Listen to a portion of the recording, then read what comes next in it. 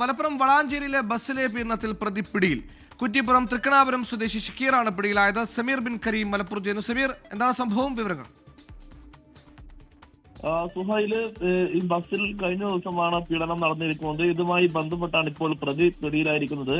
കുറ്റിപ്പുറം തൃക്കണാപുരം സ്വദേശി ഷക്കീറാണ് പിടിയിലായത്. വളാഞ്ചേരി പോലീസാണ് പ്രതി അറസ്റ്റ് ചെയ്തിരിക്കുന്നത്. കഴിഞ്ഞ ദിവസമാണ് തൃശൂർ ഈ തിരൂർ വളാഞ്ചേരി റൂട്ടിലോടുന്ന മലാല എന്ന ബസ്സിൽ വെച്ച് ഈ പീഡനം നടക്കുന്നത്.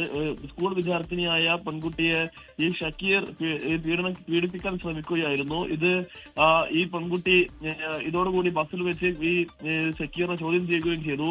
അതിന് പിന്നാലെയാണ് ഈ ബസ് കണ്ടക്ടർ വിവരം അറിയുന്നു. അങ്ങനെ ബസ് കണ്ടക്ടർ ഇതുമായി ഈ ഷക്കീറിനെ പിറകിലേക്ക് കൂട്ടിക്കൊണ്ടുപോയി പിന്നീട് മറ്റെവിടെയോ ഈ ബസ്സിൽ വെച്ച് ഇറക്കി വിടുകയും ചെയ്തു എന്നുള്ളതാണ് ഇതുമായി ബന്ധപ്പെട്ട് പെൺകുട്ടി നൽകിയിരിക്കുന്ന പരാതി. അങ്ങനെ വളാഞ്ചേരി പോലീസ് പെൺകുട്ടിയുടെ പരാതിയിൽ കേസെടുത്തപ്പോൾ അറസ്റ്റ് നടപടിയിലേക്ക് കടന്നിരിക്കുകയാണ്.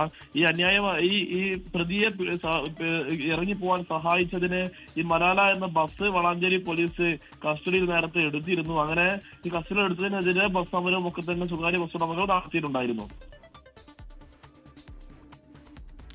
എന്തായാലും ബസ്സിൽ ഇത്തരത്തിലൊരു ഉപദ്രവം നടത്തിയിട്ടും ആ പ്രതിക്ക് രക്ഷപ്പെടാൻ വഴിയൊരുക്കുകയാണ് ബസ് കണ്ടക്ടർ അടക്കം ചെയ്തത്.